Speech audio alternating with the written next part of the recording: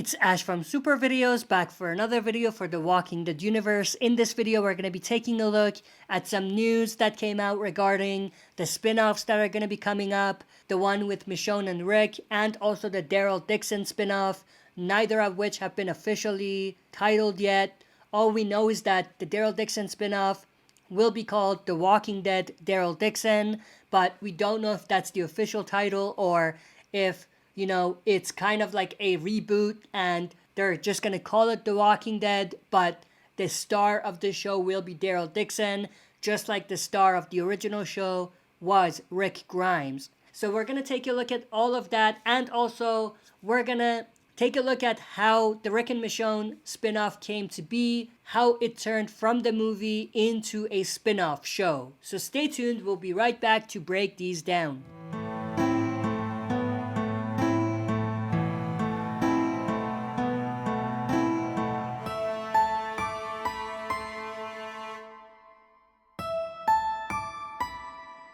Alright, as always, before we dive into it, smash the like button, subscribe to join our community, and press the bell to be notified when I upload on the channel. With that said, let's get right into it. First, let's talk about the Rick and Michonne spin-off show. What we know at this point about this specific show is that filming will begin in the next few weeks. This show appears to be a limited series, and it seems like it's gonna have at most 2 seasons. But for now, they've officially only confirmed 1 season.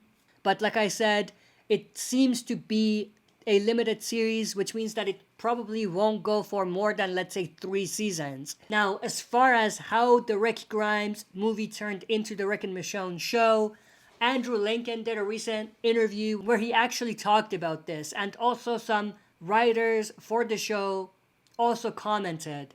And at the end of the day, what it comes down to is they were basically concerned about how well it's going to be received by the audiences and how much profit it's going to bring them. Because obviously when you're talking about a movie, you're not just talking about the fandom that you already have. You're also talking about a bigger audience, a bigger fandom.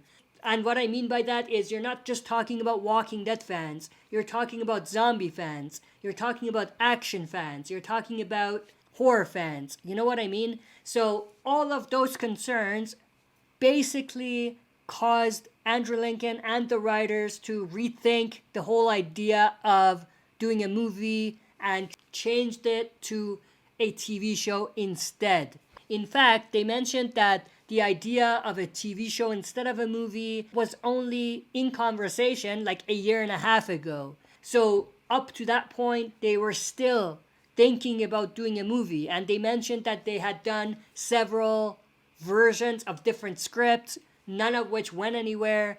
And it seemed like it was just them going in circles and trying to figure out an actual story. And after they basically greenlit the movie, then at that point, they kind of came up with the right script that they can use for the TV show. And obviously, it probably was a combination of different stories that were in the different scripts that were floating around.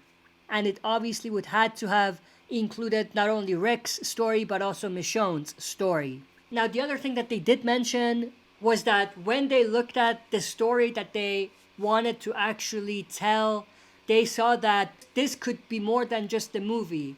And the idea of turning those stories into an actual series became a thing. And obviously, putting this side by side with what I just talked about, they kind of decided to finally get rid of the movie idea and just restart and redo the whole thing into a TV show instead.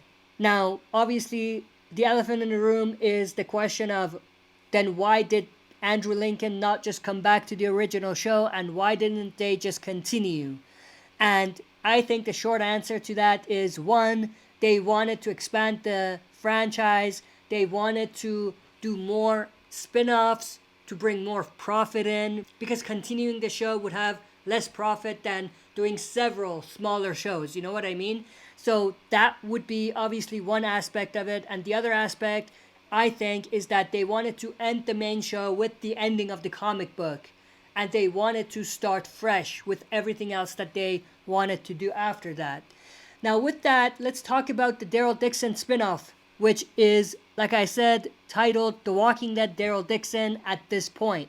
This is actually our second first look image at the show. Looks pretty awesome. We definitely see a different visual. We see a different atmosphere. We see a different environment. And the reason for that is because this is not in the United States. This is in Europe. We know that the Daryl Dixon spinoff will be in Paris, France. So this is definitely something that is definitely unique and different, comparing this to the original show. And most likely even comparing it to the Rick and Michonne and maybe even the Negan and Maggie show. Now, other than the atmosphere being different and obviously structures of the buildings being different, I don't notice anything else that's special to kind of mention here. But we obviously know that this is the second first look image that they released. The first one is the one that I have on screen here, which is Daryl Dixon being captured by a cult of some sort. We know that Daryl is going to find himself in France unwillingly. He's going to be captured and taken there. So this first image obviously teases at that. But the second image doesn't necessarily correspond with that. We don't see him captured or anything. So maybe he's on the run. Maybe he has escaped or something like that. But the other thing that I do want to talk about, Norman Reedus, who obviously plays Daryl Dixon, did an interview where he brought up a few interesting details about the show. One of these is that there's going to be a smaller cast, which is kind of obvious, but at the same time, this means that the focus will be more on Daryl, much more than we initially thought. So it's going to be a very small story just related to Daryl Dixon. And it's very, very unlikely that they're going to give us anything beyond just what's going to happen to Daryl himself and where he ends up at the end of the show. The other thing that he did mention about the show is that it's sort of a reboot of the original. And I think what he means by that is that it's like starting things fresh, but not really starting things fresh. And what that really means is, imagine the original show starting off 10 plus years into the apocalypse, and the star of it being Daryl. So I think that that's gonna be how they're gonna frame the whole show. The story for Daryl is not necessarily gonna rely on the stories that we've seen with Daryl in the previous seasons of the original show.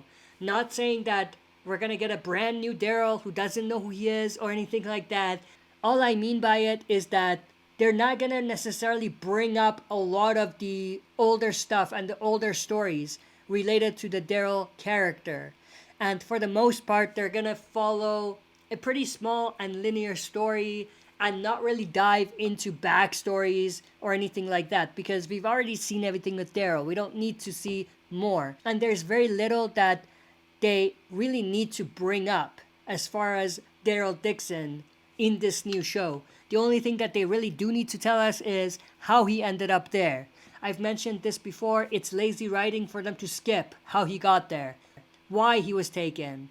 I'm okay with them not telling us right away and telling us story as the season progresses, but I definitely don't want them to completely ignore it altogether. The last thing that Norman Reedus mentioned, which I thought was very cool, is that Daryl is going to have to rely on reading people's facial expressions, reading their body language and stuff like that, because he obviously doesn't understand the language. He doesn't know French.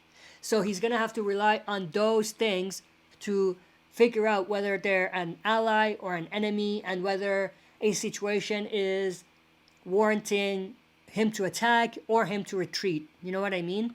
And the first thing that I thought of when I heard this is they could utilize Connie in this whole thing, which I think means that it's possible that we might see some Connie flashbacks. I could be wrong, but I feel like that might be teasing at us seeing some flashbacks between the two of them, which we didn't see. But that's pretty much everything that I wanted to talk about in this video. I hope you enjoyed. If you did, smash the like button, subscribe to join our community, and press the bell to be notified when I upload on the channel. That's it for this video. See you next time for another super video.